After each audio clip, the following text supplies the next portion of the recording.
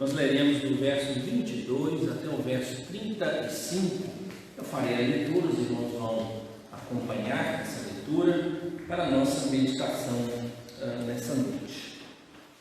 Mateus, capítulo 14, do verso 22 até o verso de número 33. Logo a seguir, compeliu Jesus os discípulos a embarcar e passar adiante dele para o outro lado, enquanto ele despedia as multidões. E despedidas as multidões, subiu ao monte, a fim de orar sozinho, e caindo a tarde, lá estava ele só. Entretanto, o barco já estava longe, a muitos estádios da terra, açoitado pelas ondas, porque o vento era contrário. Na quarta vigília da noite, foi Jesus ter com eles, andando por sobre o mar, e os discípulos, ao verem-no andando sobre as águas, ficaram aterrados e exclamaram: é um fantasma! E tomados de medo, gritaram. Mas Jesus imediatamente lhes disse: tende bom ânimo, sou eu, não temais. Respondendo-lhe Pedro, disse: se és tu, Senhor, manda-me ir ter contigo por sobre as águas.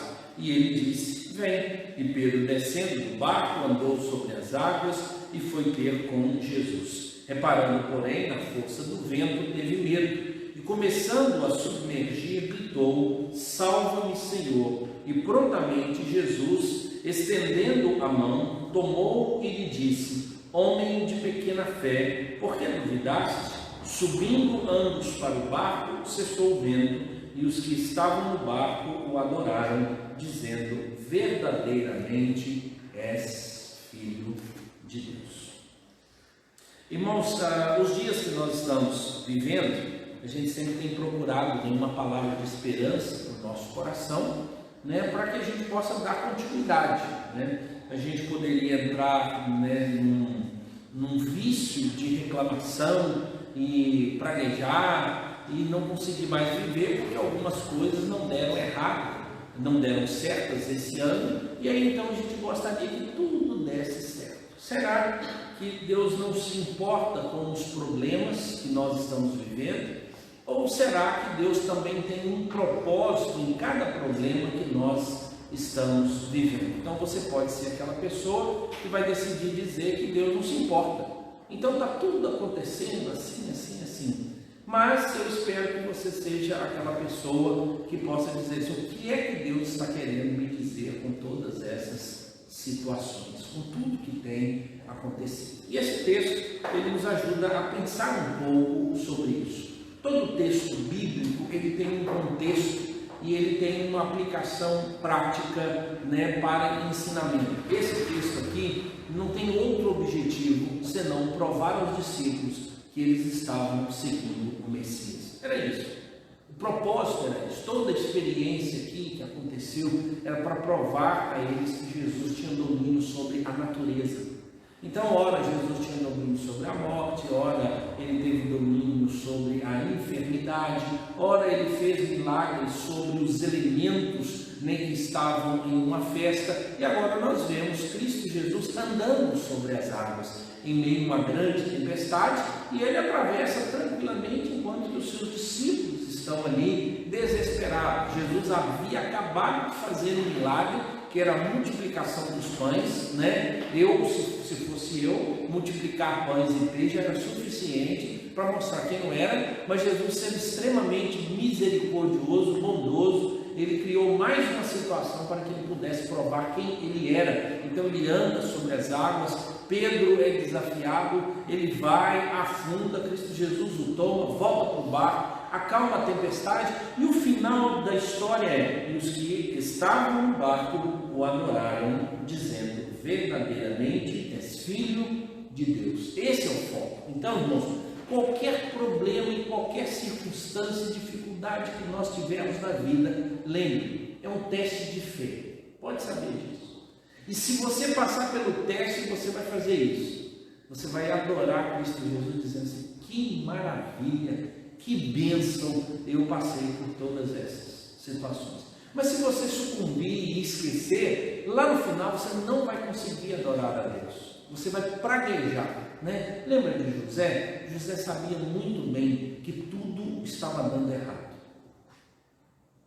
Quando ele encontra os irmãos dele, ele falou assim: agora é a hora da vingança, vou acabar com eles, vou destruir todos eles. Mas José tinha uma mentalidade melhor e ele disse: não, é momento de eu crescer, eu vou até ajudar meus irmãos. Ele disse: olha, sabe o mal que vocês me fizeram? Deus o transformou em bem.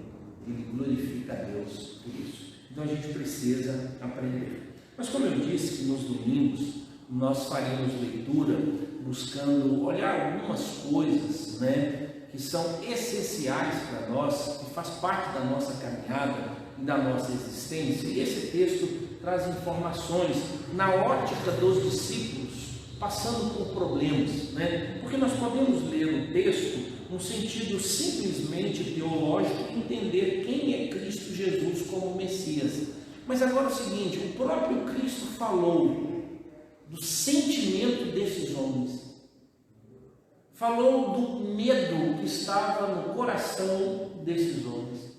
Cristo Jesus apresentou uma solução para a circunstância adversa, onde eles não sabiam mais o que fazer.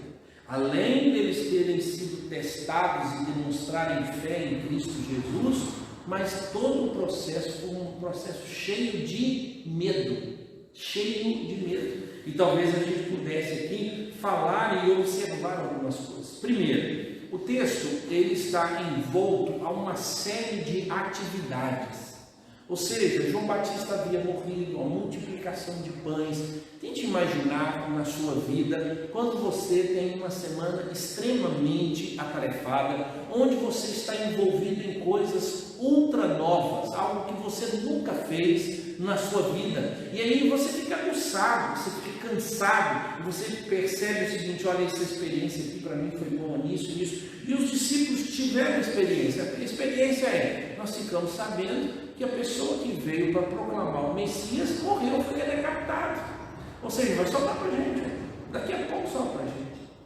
E aí então eles estão numa reunião onde tem 5.000 pessoas. Já foi numa reunião onde tem 5.000 pessoas, e quem está lá, o centro da atenção, quando você chega perto dele e diz assim: ó, eu estou com um problema aí de comida. Aí ele diz: olha, o problema eu sei, junta dinheiro aí, como comida. Eu sou, mas assim, eles vieram para ouvir o Senhor. Não, eu sei. Vai, agora em nome que tem que dar comida, ué, é isso mesmo, vai lá e dá comida. E eles disseram assim: não tem ninguém, só tem um menino aí com um bornalzinho assim, uns peixinhos secos, um pão duro. Ele disse: então, é isso aí mesmo aí. Olha o desafio que esses discípulos estavam passando. E agora, eles obedientemente, depois de uma ordem muito clara do Senhor Jesus, o texto diz que o Senhor Jesus os impeliu aqui da ordem, é obrigar, olha, vão para o outro lado da margem. A margem aqui seria entre 14 a 21 quilômetros, dependendo da posição onde eles estavam e quanto eles iriam atravessar. Mas eles deveriam então entrar num barco e andar, remar durante 14 quilômetros para chegar do outro lado. E o Senhor Jesus não foi com eles. Nós temos outras expressões que dizem que era para testá-los, para ensinar alguma coisa. Mas preste atenção, irmãos, o texto diz que eles entraram no barco e começaram a remar. Quando o Senhor Jesus dá uma olhada para eles, eles já estão remando lá, o Senhor Jesus diz: eu vou para o monte orar, eu vou subir, eu estar sozinho. Então ele dispersou a multidão e disse: eu quero estar sozinho. E ele vai para o monte e ele vai orar lá tranquilamente. Cair da tarde, estava acontecendo, eles começaram a entrar no barquinho. Daí a pouco o texto diz que começou o vento, as ondas começaram, chegaram lá perto, e o Senhor Jesus, homem de oração, ele subiu à tarde para o monte. Olha o horário em que ele resolveu dar uma olhadinha lá dos discípulos. Na quarta vigília, irmãos, é no final da madrugada, no início do dia. O judeu contava a noite assim, de 3 às 9, primeira vigília. De 9 à meia-noite, segunda vigília. terceira vigília. De 3 às 6 da manhã, quarta vigília. Tente imaginar você tendo um mestre que te manda atravessar o mar, né? É um grande lago, e agora vem a tempestade, ele vê a tempestade e ele leva esse tempo todo para te socorrer. Então você tinha 3, 6, 9 horas depois que ele resolve sair andando sobre as águas para encontrar com os discípulos. E o texto, irmãos, é muito claro que os discípulos estavam com medo. Aqui nós temos o medo da tempestade, da insegurança, mas o medo do fantasma, né? O texto fala que eles viram um fantasma. Então, o medo faz isso conosco. O medo ele traz insegurança. E a gente até mesmo questiona os nossos princípios teológicos às vezes. Às vezes, até as convicções que nós temos, ela é questionada. Por que os discípulos viram como que um fantasma? Porque era corrente, era popular isso. Então não é coisa de agora não, no kardecismo, da gente falar de uma alma penada, um espírito que tudo. Lá naquele período já tinha essas coisas. Só que quando a gente lê o texto bíblico, nós não encontramos mais informação sobre isso. Mas parece que no coração deles saltou uma crença popular. Eles, um fantasma está vindo. Por quê, irmãos? Porque estava andando sobre as águas. É a ideia de um vulto ou um espírito que ele não tinha mais necessidade de contato físico e ele podia andar sobre as águas e não afundar. Então eles estão dizendo que aquela ali é uma matéria diferente. Mas só quando eles perceberam que era Jesus, o quadro mudou. Mas Pedro ainda faz um teste. Se é o Senhor mesmo, é Pedro, né? Se é o Senhor mesmo, então me mande ir ter com o Senhor, que eu vou. A gente vai, Pedro, também. Pode vir. E Pedro sai, e Pedro vai caminhando. Quando Pedro começa a caminhar, ele afunda, porque o texto diz que ele parou de olhar para Jesus. E ele começou a olhar para a tempestade, o medo, inseguro. O texto diz que ele foi afundando, Jesus o pegou, levou para o barco, ali eles assentaram, acalmou a tempestade. Mas Jesus fala algo para Pedro: homens de pequena fé, né? Se Jesus estava sendo ali irônico, como alguns acham, né, que Jesus podia estar assim, rapaz, você é fraco, não é, moça? Pequenininho desse, andarzinho assim, de tudo que eu já te ensinei. Ou aquilo que mais é possível, uma repreensão. Eu não sei qual das duas opções, de um Jesus bravo, olhando para ele, seu fraco, seu pequeno, seu incrédulo. Parece que as pessoas preferem isso. Eu não acho. Eu não iria tão longe que Jesus estivesse passando um sabão de humilhação, mas uma conversa dizendo: Pedro, nós estamos caminhando aqui, rapaz. Por pouco você consegue, Pedro, mas sua fé não chegou lá. Vamos voltar para o barco e a gente vai. E Jesus ele traz testes de experiência de fé para esses discípulos o tempo todo. Então, irmãos, se algum dia na sua caminhada você fraquejar na fé, não tenha dúvida de que isso é normal. Normal. Pastor, mas como assim? Gente, nós não somos super-heróis. Existe um termo na história da igreja que a maioria dos autores pregou sobre isso e a gente fala sobre isso. Chama-se a noite escura da alma. A noite escura da alma é o momento em que os cristãos parecem que perdeu a fé, que sumiu a convicção e que eles não conseguiram vencer as dificuldades, que eles lançaram as toalhas dizendo assim: eu não tenho condição de caminhar, eu não consigo mais fazer isso. A história da igreja mostra que essas pessoas passaram por isso. Mostra um momento em que eles fraquejaram e tiveram grande dificuldade de manter a fé. Eu acho incrível como nos nossos dias nós queremos honrar somente as pessoas que demonstram ser super-heróis na fé. Os discípulos, irmãos, o apóstolo Pedro, o mestre dos apóstolos, aquele que recebeu grande e maior comissão, ele experimenta isso. De uma hora para outra, ele tem medo do vento e para de olhar para Jesus. Vamos trazer para a gente alguns ensinamentos que falam sobre essa realidade, quando as circunstâncias corrompem-nos e a gente não consegue ser forte o suficiente, mas encontramos Jesus caminhando do nosso lado, mesmo nesses momentos. Então, primeiro, nem toda tempestade é porque a gente peca. Nem toda pandemia e nem toda peste está sobre nós porque um dia nós pecamos. Nem todo desastre que chega até nós é porque a gente está em pleno pecado. Eu tenho ouvido pregadores que às vezes eu vou até assustar e assusta um pouco, onde eles querem transformar qualquer coisa má na nossa vida em fruto de pecado. Irmãos, eu preciso abrir os olhos. Por exemplo, ir para o mar dentro de um barco, enfrentar a tempestade é coisa boa ou é coisa ruim? Coisa ruim. Mas quem me mandou para o barco? Jesus. Quem é que permitiu que a tempestade viesse? Jesus. O texto não fala, irmãos, de erro desses homens. O texto fala de um teste para a vida desses homens, para que a glória de Deus se manifestasse. Então preste bastante atenção. Existe uma grande diferença entre a tempestade que Jonas enfrentou da tempestade que Paulo enfrentou. Totalmente diferente.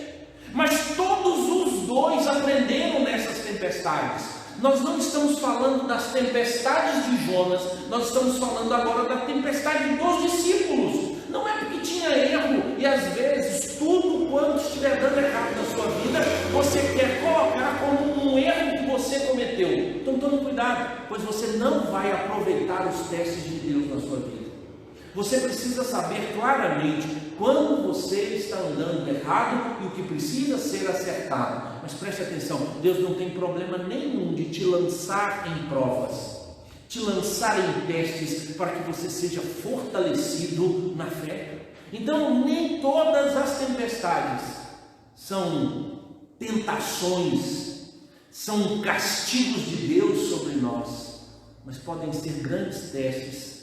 E se a gente focar no problema, achar e tentar encontrar um pecado, talvez a gente não consiga nem manifestar a fé para vencer e lá na frente dizer assim: que bom, eu passei por um teste e agora eu sei qual é essa experiência. Por exemplo, alguns poderiam dizer que Pedro foi fraco porque de uma hora para outra ele passou a olhar para quê? Para a tempestade, em vez de ter olhado para quem? Para Cristo Jesus. Mas agora é o seguinte: quem na história teve a coragem que Pedro teve?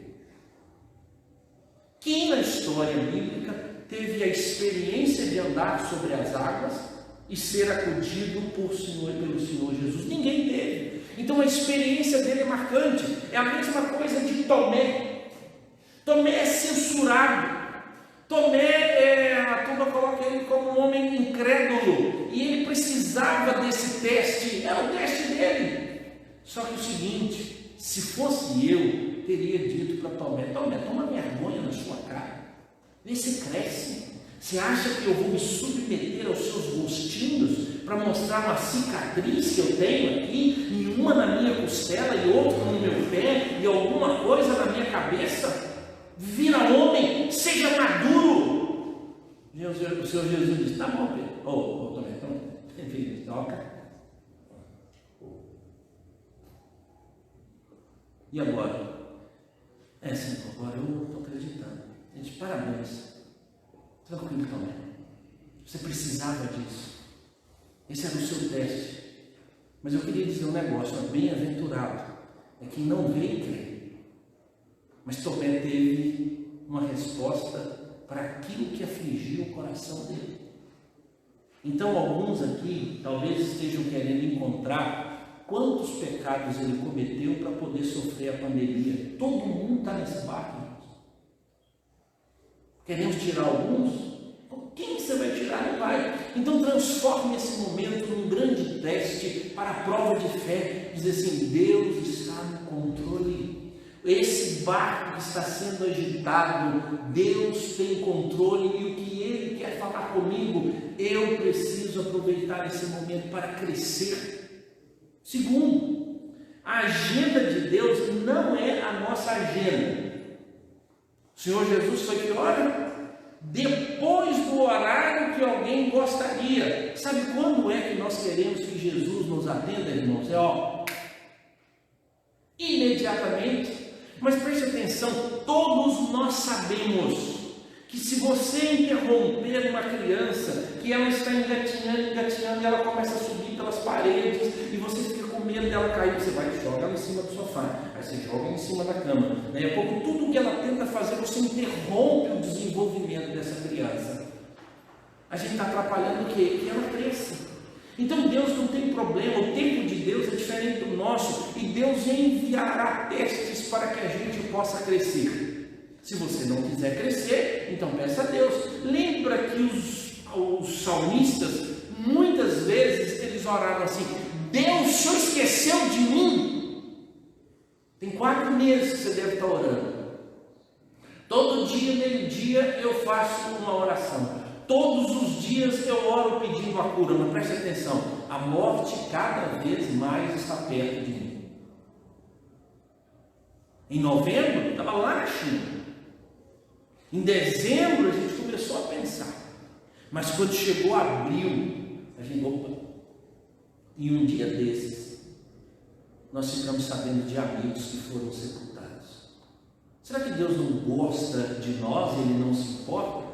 E agora, irmãos, nós não sabemos qual de nós está na fila para experimentar aquilo que nós não queremos.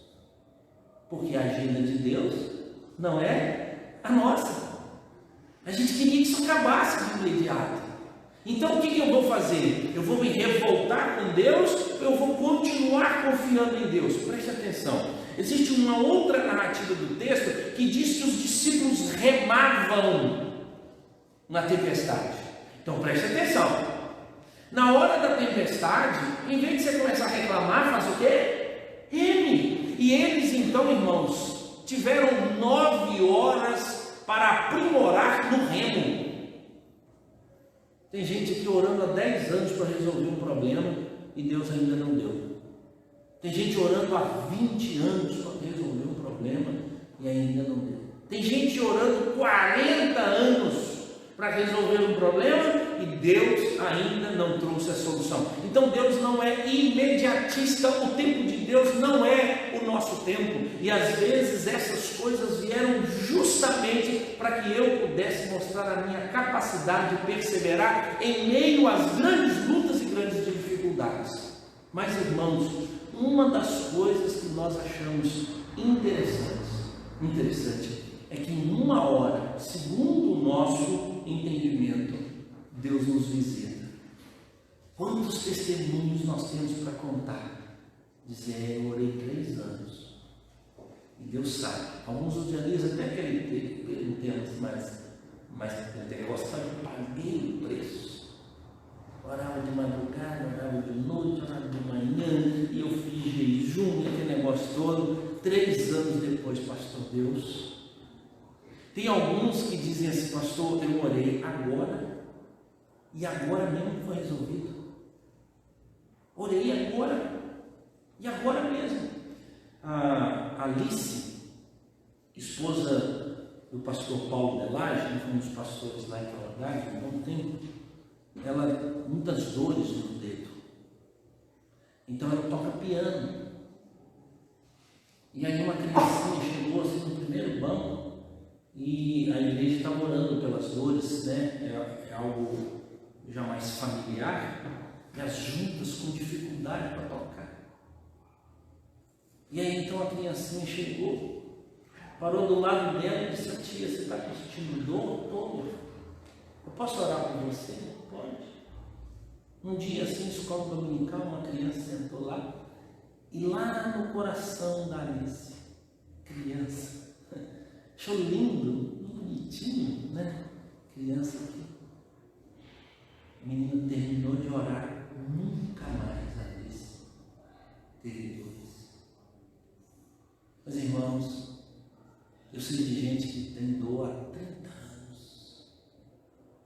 apóstolo Paulo orou 3 vezes. Eu ainda quero descobrir se 3 vezes é muito ou é pouco. O apóstolo Paulo orou 3 vezes. E Deus falou para ele: pode parar, Paulo. Esse problema aí, essa tempestade jamais vai passar. Essa tempestade vai ser o seu equilíbrio. Essa tempestade vai ser boa para você. E tem gente dizendo: olha, pastor, como esses dias têm sido bom para mim. Eu sei que tem gente que está reclamando, como tem sido ruim. Mas eu tenho ouvido pessoas dizer: como tem sido bom. E Deus utiliza essas tempestades para falar conosco. Ele fala no nosso coração. Às vezes nós ouvimos de forma estranha e nós precisamos aperfeiçoar a nossa capacidade de ouvir essas coisas. Outra coisa interessante, irmãos, aqui é que um dia Jesus aparece, ele vem, uma hora, com a resposta dele. Então, o que era o modo natural para ele vir? Eu entendo, irmão, o modo natural que a gente esperaria, pela experiência, primeiro ele poderia ir lá na praia e falar assim: cessa vento, cessa tempestade. Segundo, o modo natural, ele poderia entrar na água e nadar até chegar lá. Ele chegaria no barco e poderia dar a ordem. Só que o texto diz que ele foi andando sobre as águas. Mostra o poder que Jesus tinha sobre a natureza. Alguns autores chamam a nossa atenção para entender que houve 2 episódios sobre a tempestade. Uma, Jesus estava deitado no barco, dormindo. A outra, Jesus vai ao encontro do barco, andando sobre as águas. Mas alguns chamam atenção para as diferenças. No primeiro, no caso, quando Jesus estava deitado, os discípulos apavorados, segundo o hino que nós cantamos, eles só têm medo que a gente vai morrer. O Senhor Jesus não conversa com os discípulos. Ele não perde tempo com os discípulos. O que ele faz? Ele ordena ao mar, ao vento, para. E depois, então, ele conversa com os discípulos. Nesse episódio, Cristo Jesus vem e conversa com os discípulos. Alguns autores fazem uma leitura assim: em determinados momentos, Deus resolve a circunstância, e em determinados momentos, Deus resolve o nosso caráter. Em alguns momentos, Deus traz cura. Em outros momentos, Deus traz fé. Mas não traz a cura, ela pode vir depois. E agora, irmãos, tanto um quanto o outro resolve para a gente. Você está orando por um problema, aí Deus fala assim: vou resolver o problema. O problema foi resolvido, glória a Deus por isso. A maioria de nós queremos isso, mas o próprio Deus pode dar uma palavra de descanso ao nosso coração diante dos problemas. E foi isso que o Senhor Jesus falou. Ele disse assim: tenham bom ânimo. O que é ter bom ânimo, irmãos? É ter fé. Ânimo é aquilo que traz vida, traz esperança. Ou seja, eles estavam desesperados, não tinham ânimo nenhum. E o Senhor Jesus: calma aí, gente, levanta a mão, tenha bom ânimo. Talvez um dos bons momentos de ouvir o Senhor Jesus falar sobre bom ânimo é quando o cego de Jericó, escuta que está passando alguém. Ele quer saber quem está passando. Aí a turma é Jesus. E aí o texto diz que ele começa a gritar, e a multidão vai passando, e os discípulos perceberam que o homem estava gritando: Jesus, filho de Davi, tem compaixão de mim. Essa é a palavra. Os discípulos foram lá e mandaram ele calar, porque estava atrapalhando, não tinha microfone. Então, tinha ter sido cidadão aí que nós vamos estar caminhando aqui. Quem está passando aqui é Jesus. Jesus é muito importante. Aí o moço grita mais alto pela segunda vez. Se a gente fosse interpretar como é que é isso, gritar a primeira, gritar a segunda, e aí então o negócio perturbou e Jesus: o que é isso aí que está perturbando? Como é que funciona? E aí então o Senhor Jesus parou, chamou os discípulos e disse: o que está acontecendo ali? Não, aquele cego lá está gritando o Senhor. Aí disse: então beleza. Aí vai lá e fala com ele. Os discípulos vão lá e falam para o moço assim: ô moço, tenha bom ânimo. Tem um pregador, um escritor que diz assim: das pessoas que estavam ali, a mais animada era aquele cara que já estava gritando. Quem tinha esperança no coração, os discípulos que não tinham, que mandaram ele calar. Ele clamava. Então ele tinha lá no coração dele o nascedor de uma fonte de esperança. Por quê? Aí agora os autores pensam: possivelmente esse cego já tinha ouvido falar da fama de Jesus. Por isso ele clama: Jesus, filho de Davi, tem compaixão de mim, porque ele já sabia quem era esse homem. Irmãos, a nossa história é assim. Então Pedro, quando olha para Jesus: se é o Senhor, me manda ir ter contigo. E o Senhor Jesus: tem um ânimo, vocês não vão morrer, não vão ser destruídos. E a palavra é essa, irmãos: a maioria de nós vamos passar por problemas que eles não nos afetarão a nossa alma, a nossa mente, mas a gente vai sair muito melhor lá na frente, desde que a gente tenha bom ânimo.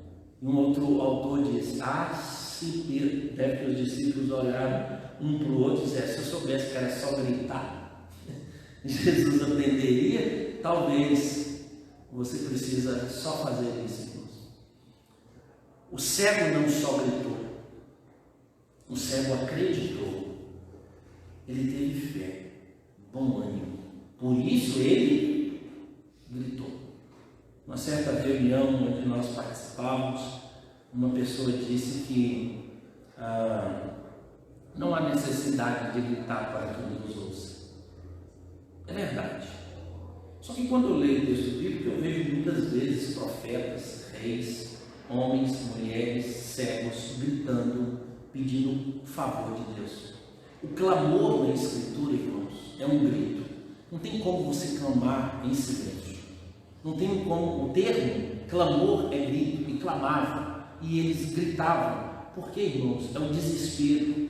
A ideia é mais ou menos assim: quando você vê o seu filho passando a mão numa bacia ou uma panela de água quente na cozinha, e você grita para assustá-lo, para que ele saia. É um clamor, é uma convocação, é uma grande necessidade de uma visitação de Deus. Como também Deus não é surdo, irmãos, Deus também não tem dor de cabeça. E às vezes, alguns problemas nossos, a gente precisa ir ao ponto do clamor. Porque verdadeiramente rasgamos o nosso coração. E a gente abre. E agora preste atenção no óbvio. O Senhor Jesus pergunta a esse cego: o que eu posso fazer por você? O texto diz: eu quero ver. Ou seja, ele sabia muito bem o que queria. Ele sabia muito bem. Por isso esse homem gritava. E outra coisa interessante é que aqueles que estão desanimados ficariam em casa. Ou seja, talvez ele não pudesse estar naquela esquina naquela hora, porque ele estava tão prostrado, tão desanimado, que nem a oportunidade ele poderia ter aproveitado, porque naquele dia ele acordou meio azedo, reclamando porque era cego, porque era pobre, porque era pedinte, e tivesse dito a Deus: Deus, por que o Senhor me fez assim? Eu vou ficar aqui em casa, azedo, eu nem vou à rua. J.C. Ryle, ele diz que é muito perigoso abrirmos mão das oportunidades de encontrarmos com Deus. Ele diz que o desânimo pode fazer isso. E ele cita dois personagens. Primeiro, Tomé. Ninguém sabe por que Tomé não estava lá presente. Mas talvez Tomé estava ali para receber um ensino, pois Tomé disse que jamais abandonaria a Jesus. Tanto Tomé quanto Pedro disseram isso. E Jesus estava ensinando: então cuidado com as coisas que você fala e você não consegue. E o outro caso é desse cego que estava lá. A oportunidade de estar. E J.C. Ryle fala sobre as reuniões públicas da igreja. Como nós deveríamos aproveitar cada encontro. Porque, irmãos, é certo, os encontros públicos, a gente tem visto as maravilhas de Deus sobre o povo dele. O ensino, a correção, curas, manifestações maravilhosas. Não perca essas oportunidades. Pedro teve isso. Ele disse: eu tenho uma oportunidade agora maravilhosa. Se é o Senhor que me manda ir ter contigo. O desafio que ele aceitou, o desafio que ele propôs. Mas foi com medo, foi inseguro, chegou no meio do caminho e aí ele afunda. Talvez a outra informação é essa: mesmo que a gente caia nessa caminhada de encontro com Jesus, nós não devemos ter medo, porque Ele está do outro lado nos aguardando. E é isso o desafio da fé. Às vezes você diz assim: eu vou quebrar um vício na minha vida. E você então faz uma promessa para Deus: Deus, a partir de hoje, esse vício, esse pecado, eu vou lutar ferrenhamente contra ele. E eu quero que o Senhor me ajude. Aí você faz a primeira tentativa e cai. E aí você acha que caiu porque Deus não te ajudou. E você então não tenta de novo. Mas Cristo Jesus está conosco até nesses momentos de fraquejamento da fé. Ele diz: levanta, filho, vamos mais uma vez. O filho pródigo foi acolhido assim. Ele foi, bagunçou e o pai o acolheu. Cristo Jesus não tem problema nenhum com a nossa falta de fé. Ele vai nos ajudar a vencer todas essas dificuldades. Eu não sei, irmão, qual é o tipo de problema. Os discípulos enfrentaram uma tempestade no meio de um lago, que é chamado de mar. Mas talvez você está enfrentando as suas tempestades hoje e que você não sabe como é que vai resolver essas coisas. Não sabe. Porque você tem medo, porque a sua fé é pequena, mas o bom é saber que Cristo Jesus ele está interessado com os nossos problemas. Quero trazer à memória aquilo que Ele pode dar esperança. O problema pode ser na nossa casa, irmãos. A gente está tão focado na Covid que às vezes a gente não está percebendo que nossa família está mal. Às vezes a gente está tão focado nessas enfermidades que a gente não percebe que a nossa relação com parentes e amigos está horrível. A gente focado nessas coisas e a gente sabe que pecados estão só aumentando na nossa vida, na nossa caminhada, mas está todo mundo falando do Covid, tudo é Covid, tudo é problema. Mas todos nós sabemos que nós temos problemas piores do que esse na nossa caminhada. Sabe por quê, irmãos? Tempestades é assim, nós não temos controle sobre elas. Não tem. Ninguém tem controle.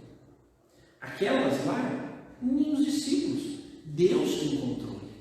E agora eu não sei a hora que Deus vai permitir uma tempestade na nossa vida.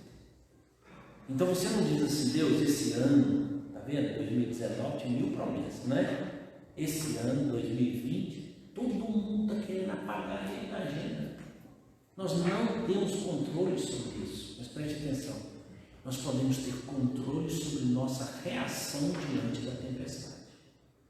Aí sim, o que nos resta, irmãos?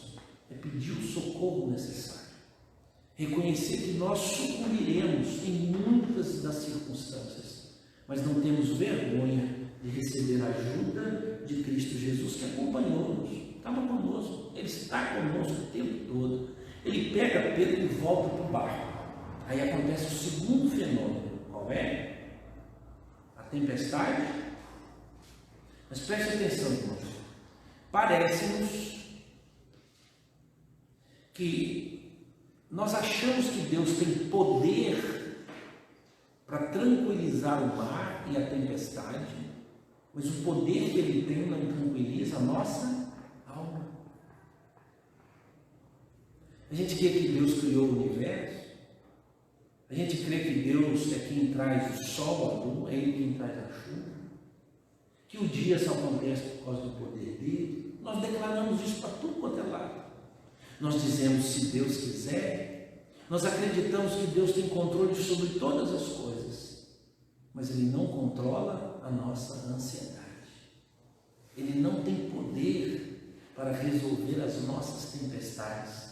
Então, irmãos, é mais fácil Deus fazer milagre fora de nós do que produzir milagres dentro de nós. Ainda que Jesus tenha criticado Pedro ainda demonstrou um pouco da sua fé.